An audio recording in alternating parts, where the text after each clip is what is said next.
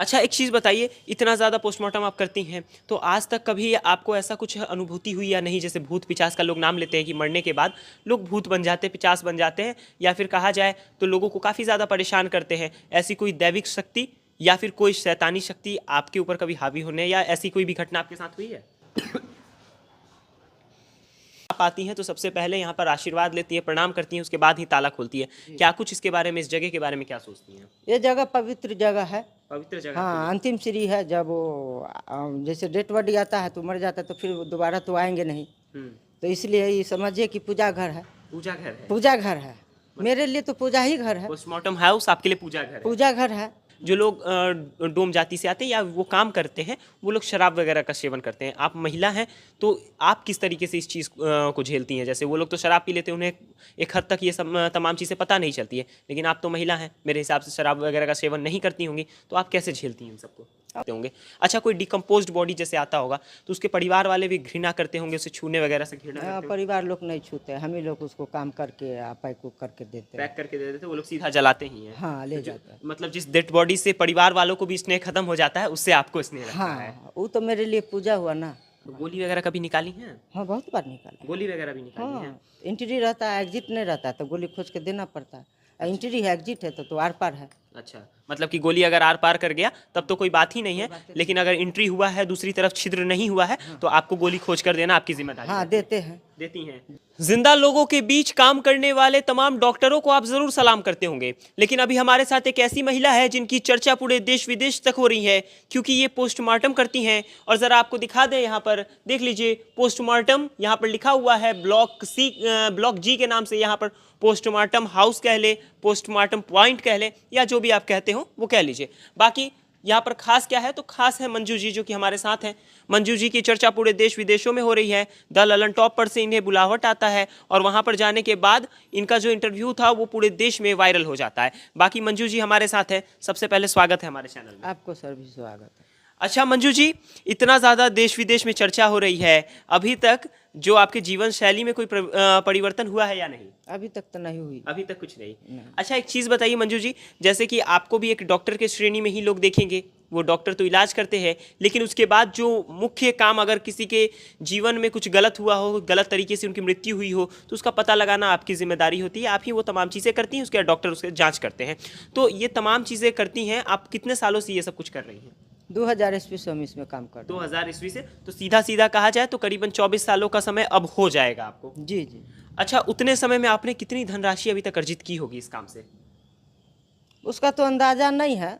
वो 380 रुपया मिलता है सदर अस्पताल से, सरकारी। 380 रुपये जिस दिन पोस्टमार्टम के लिए आप यहाँ आती हैं उस दिन मिलता है? जी जी, उस दिन। जिस दिन अगर कोई डेथ बॉडी नहीं आती है तो उस दिन कुछ मिलता है? नहीं, उस दिन नहीं मिलता। उस दिन कुछ नहीं मिलता दिन है। नहीं मिलता। तो एक तरीके से कहा जाए तो ये फायदे का सौदा नहीं कहा जा सकता इसे, बस समाज सेवा, या फिर कहा जा सकता है कि पूरे जिले में अगर कोई नहीं कर रहा है इसलिए आप कर रही हैं। हाँ, समाज सेवा है, मेरा पूर्वजों का काम है। पूर्वजों का काम हम है? 6ठा पीढ़ी है। अच्छा, मतलब 6 पीढ़ियों से आप ये काम करती आ रही हैं। जी जी जी। ये सबसे बड़ा खुलासा भी हम कर रहे हैं अपने चैनल के माध्यम से कि 6 पीढ़ी से मंजू जी ये काम कर रही हैं, कोई नया काम नहीं है, पूर्वजों का देन है जिसकी वजह से मंजू जी ये कार्य कर रही हैं। बाकी आपसे एक सवाल पूछना चाहेंगे कि जब इस अंदर आप आती हैं, आपको देख, जैसे इसे लोग मुर्दा घर के नाम से जानते हैं, लोग मानते हैं कि यहाँ पर आएंगे तो भाई अशुद्ध हो जाएंगे, गंगा जल छीट के खुद को शुद्ध करेंगे घर जाने के बाद।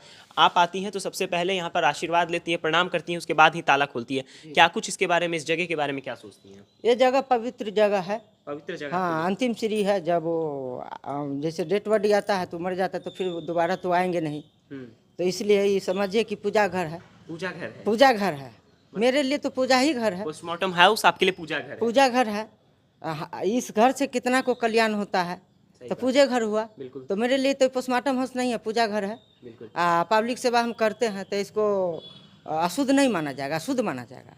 अच्छा, एक चीज़ बताइए, इतना ज़्यादा पोस्टमार्टम आप करती हैं, तो आज तक कभी आपको ऐसा कुछ अनुभूति हुई या नहीं? जैसे भूत पिशाच का लोग नाम लेते हैं कि मरने के बाद लोग भूत बन जाते हैं, पिशाच बन जाते हैं, या फिर कहा जाए तो लोगों को काफ़ी ज़्यादा परेशान करते हैं। ऐसी कोई दैविक शक्ति या फिर कोई शैतानी शक्ति आपके ऊपर कभी हावी होने या ऐसी कोई भी घटना आपके साथ हुई है? नहीं, आज तक तो नहीं हुआ, हम कुछ नहीं देखे हैं आज तक, कोई आभास इस तरीके का कोई आभास नहीं हुआ। इस जगह पे कुछ ऐसा नहीं लगता है ना कि भाई मुर्दे थे वो मर गए, उनकी आत्मा यहाँ पे रहती है? नहीं, इस तरह का कुछ नहीं हम देखे, इस तरीके का नहीं, कोई आज घटना तक कुछ नहीं देखे। आज तक करीबन आप 23-24 सालों से ये कार्य कर रही हैं, लेकिन आज तक आपको ऐसी कोई अनुभूति नहीं? नहीं हुई। तो कहा जा सकता है कि यहाँ पर डरने वाली कोई बात नहीं है, जिस प्रकार से आप आती हैं उसी प्रकार से खुद अकेले चली आती हैं, यहाँ पर कोई नहीं भी रहे तो डर आपको बिल्कुल नहीं लगता? नहीं, डर नहीं लगता, हम अकेले 24 घंटा रहते हैं। अच्छा, जब बॉडी आता होगा तो बहुत सारा बॉडी तो सड़ा गला हुआ भी रहता होगा, काफ़ी ज़्यादा उसमें से दुर्गंध आती है, तो उस समय जैसे कि माना जाता है बाहर के शहरों में हमने देखा है जो लोग डोम जाति से आते हैं या वो काम करते हैं वो लोग शराब वगैरह का सेवन करते हैं। आप महिला हैं तो आप किस तरीके से इस चीज़ को झेलती हैं? जैसे वो लोग तो शराब पी लेते हैं, उन्हें एक हद तक ये सब तमाम चीज़ें पता नहीं चलती है, लेकिन आप तो महिला हैं, मेरे हिसाब से शराब वगैरह का सेवन नहीं करती होंगी, तो आप कैसे झेलती हैं इन सबको? हम वैसा ही करते हैं, ऐसे ही करती हैं? डिकम्पोज बॉडी रहता है तो उसमें कीटाणु रहता है, कीटाणु भी रहता है, उसको कीड़ा झाड़ रहता है। करके बढ़िया से पोस्टमार्टम होता है, डॉक्टर साहब रहते हैं, लिखते हैं, वो हम चीर फाड़ करते कट लगाते हैं।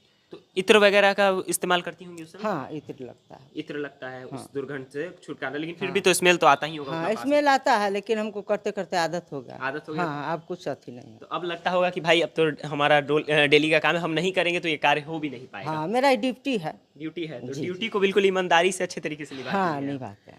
तो कहा जा सकता है कि मंजू देवी वो कार्य कर रही हैं जिस कार्य को करने के लिए हम और आप सोच तक नहीं सकते हैं। अगर सोच भी ले तो हमारे रोंगटे खड़े हो जाएंगे। अगर इस जगह पे आप आएंगे तो आपके मन के अंदर से ही आवाज़ आने लग जाएगी कि भाई भागो यहाँ से, यहाँ भूत आ सकता है, यहाँ कुछ भी आ सकता है। इस जगह पे खड़े होंगे तो अभी हमें इत्र की महक आ रही है, लेकिन कोई डेथ बॉडी अगर यहाँ आ जाए तो शायद उनके परिवार के लोग भी यहाँ पर उस डेथ बॉडी के आसपास नहीं भटकते होंगे।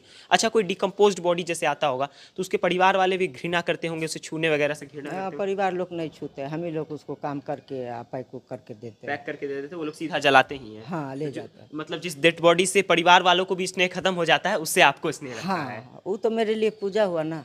आपके लिए कर्म ही पूजा है, ये बात कहा जाता है, वो आपके लिए इसलिए पूजा ही है। जी जी जी, मेरा धर्म है उनको काम करना। और बिल्कुल अच्छे से शुद्ध रूप से आप वो कार्य करते हैं। जी जी। अच्छा, मान के चलिए कि आप हैं तो अगले जनरेशन को, अगली पीढ़ी को ये चीज़ सौंपिएगा, आपकी अगली पीढ़ी ये कार्य करेंगी क्या? लड़का कर रहा है, बड़ा लड़का कर रहा है वो कार्य। हाँ। तो इस चीज़ से कहीं भी आपको परेशानी नहीं है कि भाई हमने ये कार्य किया तो लोग बोलते हैं कि हमने रिक्शा चलाया, हमने ये धंधा किया, इस धंधा में बहुत बदनामी हुआ, इस रिक्शा चलाने में बहुत मेरा नाम खराब हुआ, हम अपने बच्चों को नहीं करवाएंगे, लेकिन आपके लिए ये पूजा है इसलिए आप इस चीज़ को अपनी अगली पीढ़ी को काम दे कोई खराब नहीं होता है, मेरा पूर्वजों का काम है। और पूर्वजों ने इसी काम को करके आपको पाला पोसा है, तो जी आगे जी भी बढ़ाएंगी। हाँ, तो यही काम मेरे लिए पूजा है। अच्छा, कहाँ तक पढ़ी हुई हैं मंजू जी आप? मैट्रिक पास है। मैट्रिक पास है। तो उस जमाने में कब मैट्रिक पास की होंगी आप करीबन?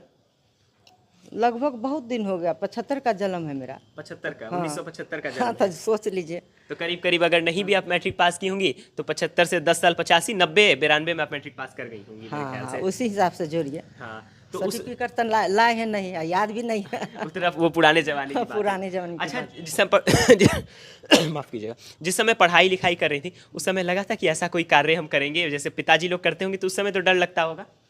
ये मेरा ससुराल के पक्ष से। तो जब ससुराल में जब शादी ब्याह ठीक हुई होगी तो पता चला होगा कि घर का ये कार्य है, ये लोग ये कार्य, तो उस समय डरी सहमी नहीं थी? उस समय नहीं लगा था कि क्या अजीब सा काम है? हमको ये चीज़ के समझे नहीं था पहले। अच्छा, समझ ही नहीं था ना, जब आए हैं तब समझ आया। जब समझ आया तो पहली बार कैसा लगा था जब सुने थे? पहली बार तो थोड़ा सा अजीब लगा, हाँ। फिर करना पड़ा।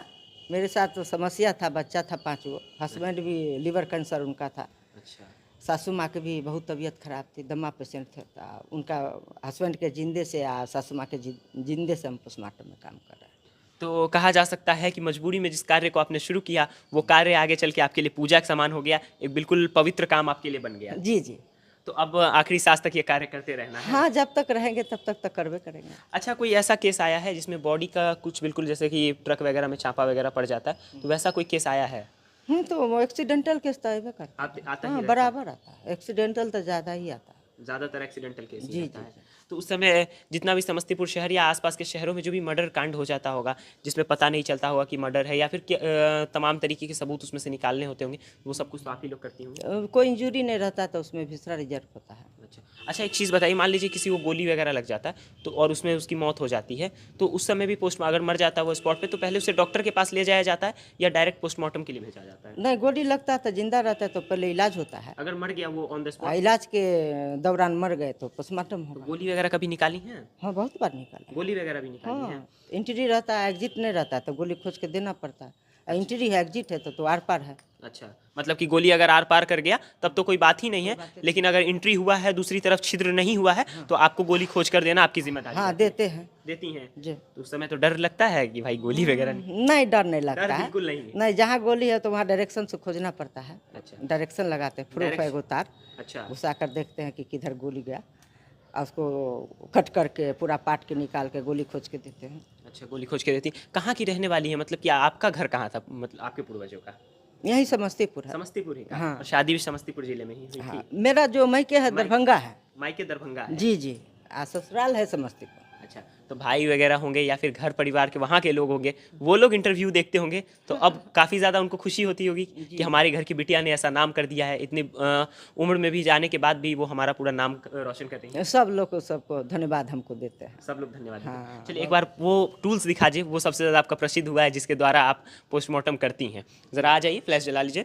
और मंजू जी से मिलके एक वाकई मायने में बहुत खुशी हुई। जितने भी लोग आप शायद देखते होंगे, डोम राजा का नाम आपने सुना होगा, और वो लोग भी इसी तरीके का, ये काम प्रोफेशनल कह सकते हैं, वो लोग जो काम करते हैं वो नॉन प्रोफेशनल रहता है, वो घाट वगैरह पे काम करते हैं, लेकिन वो लोग चिड़चिड़े रहते हैं। आप उनसे मिलेंगे ना, इस प्रोफेशन में जो लोग रहेंगे वो काफ़ी चिड़चिड़े रहेंगे, लेकिन मंजू जी से आप जब मिलेंगे तो आपको ये चिड़चिड़ापन नहीं मिलेगा। इनके साथ मिलने के बाद काफ़ी जिंदा दिल है, बुजुर्ग अवस्था में भी है, लेकिन मिलने के बाद लगेगा कि किसी जवान व्यक्ति से आप मिल रहे हैं, किसी ऐसे व्यक्ति से मिल रहे हैं जिन्हें किसी तरीके की कोई परेशानी नहीं है। अब यहाँ घुसे हैं तो यहाँ पर थोड़ा बहुत स्मेल आना शुरू हो गया है, क्योंकि पोस्टमार्टम चलते रहता है तो यहाँ आप ज़्यादा वक्त नहीं व्यतीत कर पाएंगे। अब देख लीजिए, यहाँ आ रहे हैं तो यहाँ पर पोस्टमार्टम का जो स्मेल होता है, गंदा सा एक स्मेल कह सकते हैं, वो हमें यहाँ पर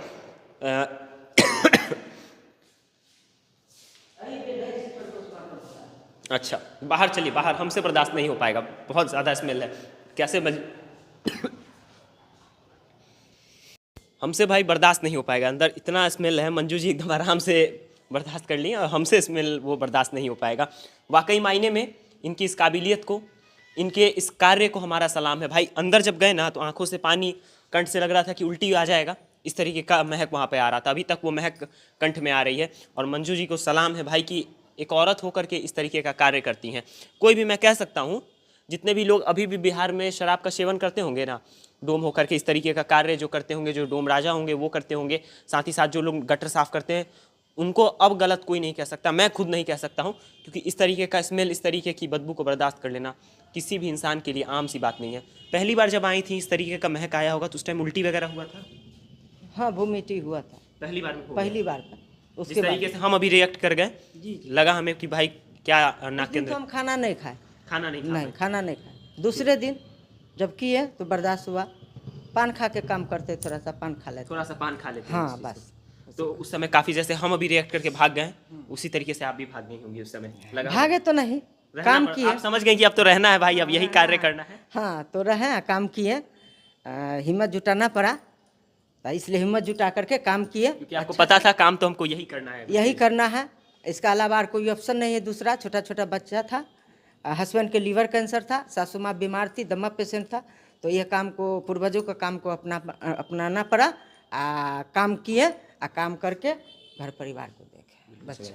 बाकी मंजू जी की कहानी के बारे में क्या सोचते हैं, और बहुत सारी वीडियोस आपने देखी होंगी, लेकिन आज ज़मीनी स्तर की हकीकत आज हमने बताई आपको कि मंजू जी किस तरीके से यहाँ प्रवेश करती हैं, किस तरीके की कठिनाइयों का इनको सामना करना पड़ा होगा इनके जवानी के दिनों में जब इन्होंने यहाँ कदम रखा था, और किस तरीके की कठिनाई का सामना आप करेंगे अगर आप बस यहाँ एक बार आ जाएंगे। बाकी मंजू जी के इस हौसले को, मंजू जी के इस तमाम चीज़ों को हमारा सलाम है, और मैं यही बात कहूँगा कि हमें गर्व है मंजू जी पे। जब तक ये समस्तीपुर में है, ये समस्तीपुर की शान बनी हुई है, और जाने के बाद भी लोग याद करेंगे कि कोई व्यक्ति था, कोई ऐसी महिला थी जिन्होंने पूरे समस्तीपुर को गर्वान्वित महसूस करवाया था। बाकी क्या सोचते हैं मंजू जी के बारे में, कमेंट सेक्शन में लिखना ना भूलें।